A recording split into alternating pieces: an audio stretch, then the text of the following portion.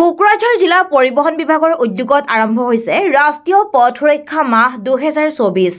সোমবাৰে কোকৰাঝাৰ জিলা পৰিবহণ কাৰ্যালয়ত এই অনুষ্ঠানক আৰম্ভ কৰে জিলা পৰিবহণ বিষয়া ধ্বজেন্দ্ৰ বসুমতাৰীয়ে। এই অনুষ্ঠানৰ লগত সংগতি ৰাখি যান-বাহন দুৰ্ঘটনাৰ সময় তাৎক্ষণিক চিকিৎসা ব্যৱস্থা সম্পৰ্কে কৰ্মশালাৰ আয়োজন কৰে। অনুষ্ঠানত পৰিবহণ বিভাগৰ বিষয়ববীয়াসকল উপস্থিত থাকে। পুনৰবাৰ জনাইছো, কোকৰাঝাৰ জিলা পৰিবহণ বিভাগৰ উদ্যোগত আৰম্ভ হৈছে ৰাষ্ট্ৰীয় পথ সুৰক্ষা মাহ 2024। সোমবাৰে কোকৰাঝাৰ জিলা পৰিবহণ কাৰ্যালয়ত এই অনুষ্ঠানক আৰম্ভ কৰে জিলা পৰিবহণ বিষয়া ধ্বজেন্দ্ৰ বসুমতাৰীয়ে। এই অনুষ্ঠানৰ লগত সংগতি ৰাখি যান-বাহন দুৰ্ঘটনাৰ সময় তাৎক্ষণিক চিকিৎসা ব্যৱস্থা সম্পৰ্কে কৰ্মশালাৰ আয়োজন কৰে। অনুষ্ঠানত পৰিবহণ বিভাগৰ বিষয়ববীয়াসকল উপস্থিত থাকে।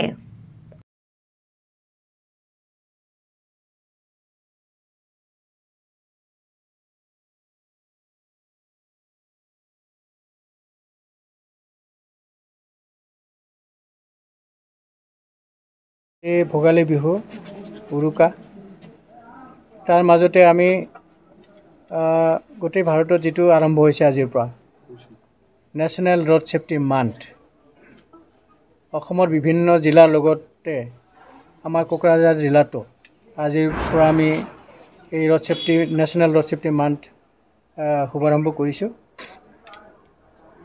মাহচৰা কাৰ্যসূচী আছে। এই এক মাহৰ ভিতৰত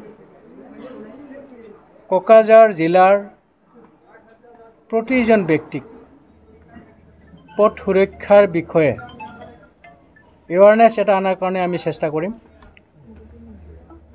আমি আশা ৰাখিছোঁ এই মাহচৰা যেটো নেশ্যনেল ৰোড সেফটি উইক যেটো কাৰ্যসূচী এই কাৰ্যসূচীৰ দ্বাৰা পথ সুৰক্ষাৰ যেটো ইম্পৰ্টেন্স এইটো উপলব্ধি শেষৰজন ব্যক্তি যাতে কৰে সেইটো আমি পাৰিম বুলি আশা ৰাখিছোঁ। তাতে আমি সকলোৰে সহায় বিচাৰিছোঁ। আমাৰ সহকৰ্মীসকল সদায় সহায় কৰি আছে। আমি একেলগে এটা টিমত কাম কৰোঁ। জিলা প্ৰশাসন, জিলা পুলিচ প্ৰশাসন, আমাৰ জিলা পৰিবহণ বিভাগ আমি একেটা টিম হৈ কাম কৰি আছোঁ। ইয়াৰ লগতে আমাৰ ডিষ্ট্ৰিক্ট ৰোড সেফটি কমিটি আছে, যাৰ চেয়াৰমেন আমাৰ মাননীয় ডিষ্ট্ৰিক্ট কমিশ্যনাৰ হয়।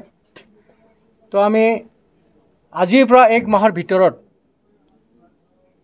প্ৰতিটো বিষয়ত ৰোড সেফটিৰ লগত যিখিনি দৰকাৰ প্ৰতিটো বিষয় আনটাচ কৰি আমি নেৰিম। একফালৰ পৰা আমি চেষ্টা কৰিম যাতে প্ৰতিটো যেটো আমাৰ কাৰ্যসূচী আছে এই কাৰ্যসূচীটো 100% ৰূপায়ণ হয়। আৰু আমি এটা চেষ্টা কৰিম। চেষ্টাটো কি যে গোটেই ভাৰতত যেহেতু আজিৰ পৰা এই অবজাৰভেশ্যন হৈছে নেশ্যনেল ৰোড সেফটি মান্থ, তাতে কোকৰাঝাৰ ডিষ্ট্ৰিক্ট আটাইতকৈ ভাল কৰিছে যে এইটো প্ৰমাণ হওক। তাতে মই আপোনালোকৰ সহায় বিচাৰিছোঁ। বিশেষকৈ এইবিলাক কাৰ্যসূচী পাব্লিকৰ ওচৰত নিয়াত আপোনালোকে স্পেচিয়েল ৰোল ল'ব পাৰে। ভালকৈ আপোনালোকে অনুগ্ৰহ কৰি যাতে আমাৰ প্ৰতিটো কাৰ্যসূচী প্ৰচাৰ কৰি দিয়ে। এই কাৰ্যসূচীটো দেখি যাতে আমাৰ মানুহখিনিয়ে উপলব্ধি কৰিব পাৰে যে ৰোড সেফটিৰ ইম্পৰ্টেঞ্চটো আমাৰ জীৱন ৰক্ষাৰ কাৰণে যে দৰকাৰ সেইটো তেওঁলোকে যাতে উপলব্ধি কৰিব পাৰে। ধন্যবাদ। পথ দুৰ্ঘটনা কমি আহিছে না নাই? বিগত বছৰ কিমান পথ দুৰ্ঘটনা? হয়, আপুনি ঠিকে কৈছে। পথ দুৰ্ঘটনা যেটো এক্সিডেণ্ট সেই এক্সিডেণ্ট খুব মই সুখ নহ'লেও মানুহটো মৰিছে তাত আমাৰ দুখ আছে, কিন্তু যোৱা বছৰ আগৰ বছৰবোৰৰ তুলনাত কোকৰাঝাৰ ডিষ্ট্ৰিক্টত কমিছে। আপোনাৰ অফিচিয়েল ষ্টেটিষ্টিকেল ডাটা আপোনালোকে পাব। আমাৰ পুলিচ প্ৰশাসন, ট্ৰান্সপৰ্ট ডিপাৰ্টমেণ্ট যেটো অফিচিয়েল ৰেকৰ্ড আছে এই ৰেকৰ্ডটোত আপোনালোকে বিচাৰিলে পাব। মই এতিয়াও ক'ম, যোৱা বছৰ আমাৰ ৰোড সেফটি ইয়াৰটো জানুৱাৰীৰ পৰা ডিচেম্বৰলৈকে হয়। তো 2022 চনৰ জানুৱাৰী মাহৰ পৰা 2022 ডিচেম্বৰলৈকে যিখিনি এক্সিডেণ্ট হৈছে তাৰ তুলনাত 2023 জানুৱাৰীৰ পৰা 2023 ডিচেম্বৰলৈকে যিখিনি এক্সিডেণ্ট হৈছে তাত কিন্তু বহুত কম আপোনাৰ মৰাৰ ক্ষেত্ৰত ফেটালিটি এক্সিডেণ্ট হোৱাৰ পিছত যিটো মৰিছে তাতো যোৱা বছৰ তুলনাত এইটো বছৰত 20% কমি গৈছে ইঞ্জুৰিত